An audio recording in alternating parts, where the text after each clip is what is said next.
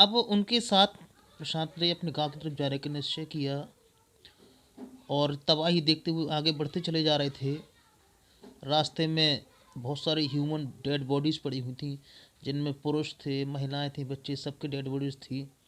इसके साथ ही साथ जानवरों की डेड बॉडीज़ भी थी, कुत्ते, बकरियां और दूसरे जानवर। और वो लेकिन अपने गांव की तरफ बढ़ते चले जा रहे थे। एक एक गांव वो जैसे ही चलते जा रहे थे, उन्हें तबाही की मंजर नज़र आ रहा था उन्हें। और प्रशांत को लगता था कि शायद अब उसका परिवार अब नहीं बचा होगा। जैसे ही वो अपने गांव कालीकुड़ा पहुंचा, उसका हृदय ठंडा पड़ने लगा। जहां उसका घर था वहां कुछ नहीं बचा था, केवल छत के कुछ निशान बचे हुए थे। उसके कुछ आस पड़ोस के लोग उसे दिखाई दिए, जो लोग उसके पड़ोस के थे उसे दिखाई दिए।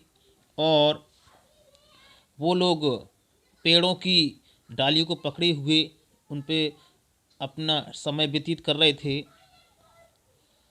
और सबसे पहले जिस व्यक्ति को अपने परिवार के उसने प्रशांत देखा, वो उसकी नानी थी।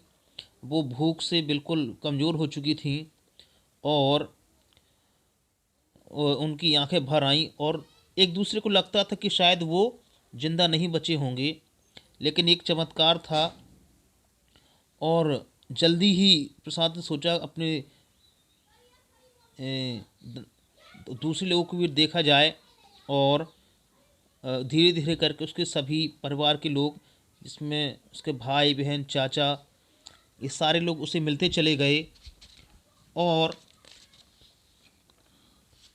बाय द नेक्स्ट मॉर्निंग, अगली सुबह तक जो कंडीशन थी वो और ख़राब हो चुकी थी। उस एक छोटे से शेल्टर में लगभग 25 लोग रह रहे थे। और उसके गांव के लगभग 86 लोगों की डेथ हो चुकी थी। और लगभग 96 जो हाउसेस थे वो टूट चुके थे, बह चुके थे। और चौथे दिन उन्हें एक शेल्टर में जगह मिली। और उसके बाद जब तक वो 4 दिन तक वो सभी लोग नारियल के पानी पर और नारियल पर ही जिंदा थे, उन्होंने और कुछ नहीं खाया था।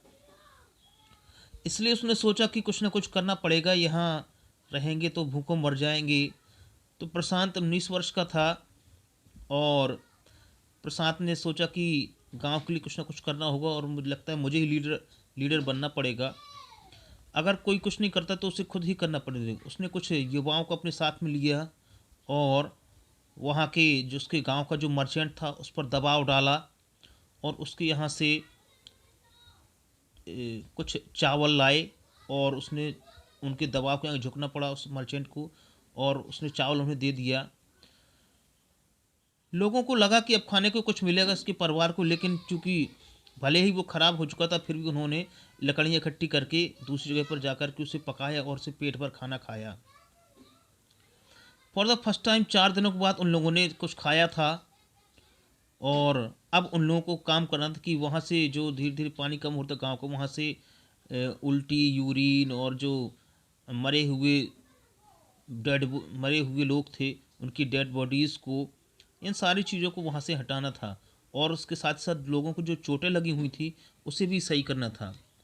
5वें दिन मिलिट्री हेलीकॉप्टर आया और ऊपर से उसने फूड पैकेट्स गिराए, लेकिन वो एक ही बार आया और उसके बाद फिर नहीं दिखाई दिया। तो प्रशांत ने एक उपाय सुझाया कि हम लोग अपने पेट पर खाली बर्तन रख कर के लेट जाएं, तो हेलीकॉप्टर निकलेगा तो वो समझ जाएगा कि यहाँ भी खाने की और ज़रूरत है। और उन लोगों ने ऐसे ही किया। हेलीकॉप्टर आया और उसने फिर से ऊपर से खाना और डेली की जो ज़रूरत की चीज़ें हैं वो चीज़ें हेलीकॉप्टर ने ऊपर से नीचे ड्रॉप की।